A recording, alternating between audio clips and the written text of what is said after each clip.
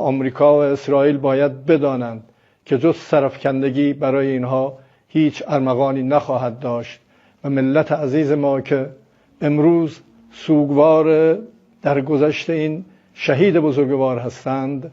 با حضورشون و با در میدان بودنشون در مساجد و در خیابانها نقشه های شوم دشمنان رو باید دست به دست هم بدیم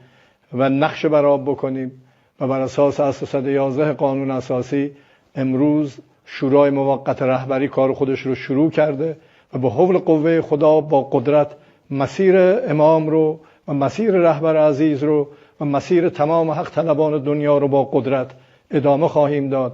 و نیروهای مسلح جمهوری اسلامی ایران با قدرت در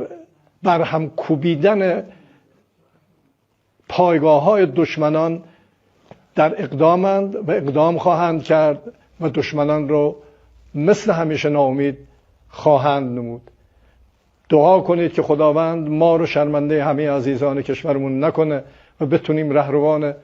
درستکاری برای مسیر حق و عدالت باشیم.